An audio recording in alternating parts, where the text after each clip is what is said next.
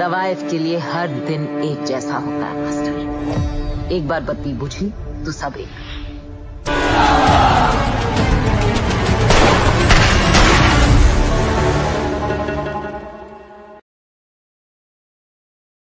संजय लीला भंसाली की आने वाली सीरीज हीरा मंडी लाहौर के रेड लाइट एरिया की कहानी पर बेस्ड होगी। आज उसी हीरा मंडी के ऐसे फैक्ट्स हमारे हाथ लगे हैं जो आपको जानना जरूरी है, ताकि जब आप ये सीरीज देखो तो इसके तथ्यों से अवगत रहो।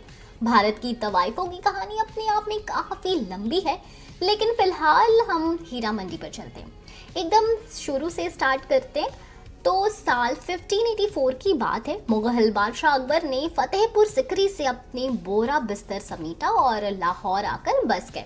1598 तक लाहौर मुगलिया सल्तनत की राजधानी रहा और इस दौरान शहर ने कई रंग देखे। अकबर ने लाहौर किले के पास दरबारी अमीरों और मुलाजिमों के लिए एक रिहायशी इलाका बनवाया।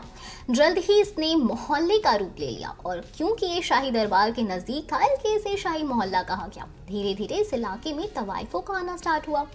इनमें से अधिकतर काबुल से लाई गई थी। उनका काम था दरबार में नाच गाने का प्रोग्राम कर बादशाह की जी हुजूरी करना। डांस के इस तरीके को मुजरा कहा जाता था और नाच गाना सिखाने के लिए बाकायदा उस्ताद रखे जाते थे। तवाइफों को वो ओहदा हासिल था कि लोग अपने बच्चे को तमीज़ और तहजीब सिखाने के लिए उनके पास भेजा करते थे। मुगल काल में तवाइफों और शाही मोहल्ले की ये शान बरकरार रही, लेकिन फिर 18वीं सदी में ये शान और शौकत उजड़ गई। पहले नादिर शाह ने भारत पर आक्रमण किया, फिर अहमद शाह अब्दाली ने। दोनों की मंजिल दिल्ली थी, लेकिन रास्ते में लाहौर पड़ता था, सो वो भी बच ना सका।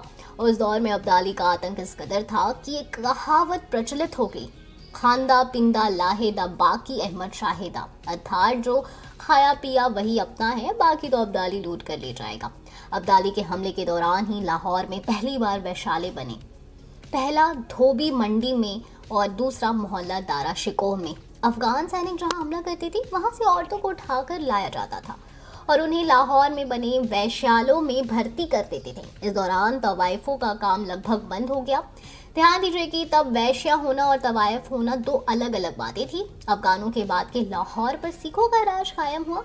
महाराजा रणजीत सिंह के दौर में तवाइफों की संस्कृति एक बार फिर स्टार्ट हुई और बताया तो यहाँ तक जाता है कि महाराजा रणजीत सिंह इनमें से एक के इश्क में भी पड़ गए थे। इस कहानी के कई अलग अलग वर्जन हैं। एक वर्जन कहता है कि महाराजा ने तवाइफ से शादी कर ली, जिसके चलते हर मंदिर साहब में उन्हें कोड़े मारे जाने सुनाई गई। हालांकि इस पर भी मतभेद है और कई इतिहासकार कहते हैं कि सजा बस सुनाई गई, असल में कोड़े मारे नहीं गए। अब देखना ये है कि संजय लीला भंसाली हमें कौन सा वर्जन दिखा दें। खैर बाबू, तो आप कितने एक्साइटेड हो हीरा